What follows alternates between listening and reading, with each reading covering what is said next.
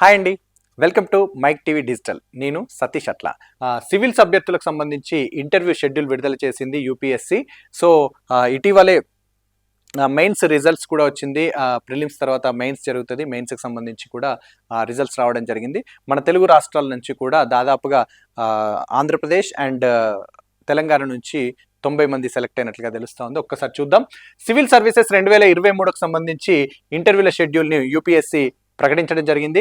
Main పరీక్షలో అర్హత సాధించినటువంటి అభ్యర్థులకు వచ్చే ఏడాది జనవరి 2 నుంచి ఫిబ్రవరి 16 వరకు పర్సనల్ ఇంటర్వ్యూలు నిర్వహించనున్నట్లు యూపీఎస్సీ వెల్లడించింది.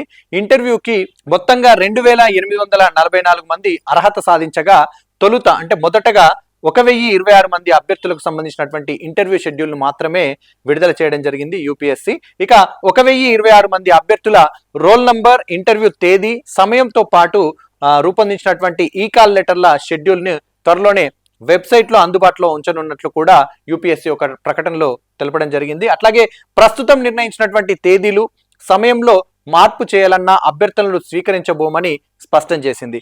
ఇంకా ఇంటర్వ్యూలకు హాజరయ్యే అభ్యర్థుల రవాణా సంబంధిత ఖర్చులను రియంబర్స్ చేస్తామని కూడా, రైళ్లలో సెకండ్ లేదా స్లీపర్ తరగతుల్లో ప్రయాణానికే డబ్బులు చెల్లించనున్నట్లు యూపీఎస్సీ తెలిపింది. ఇక తెలుగు రాష్ట్రాల నుంచి సుమారు 90 మంది అభ్యర్థులు అర్హత సాధించినట్లు అంచనా వేస్తున్నట్లుగా ఇవ్వడం జరిగింది. ఇక మెయిన్గా ప్రిలిమ్స్ అట్లాగే మెయిన్స్కి సంబంధించి వాళ్ళు రీచ్ అవ్వడం జరిగింది.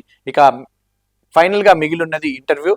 దీని పరంగా వచ్చినటువంటి ఓవరాల్ మార్కులను బట్టి, రిజర్వేషన్లను బట్టి ఫలితాలు అనేది ప్రకటించడం జరుగుతుంది. సో వేచి చూడాల్సిందే.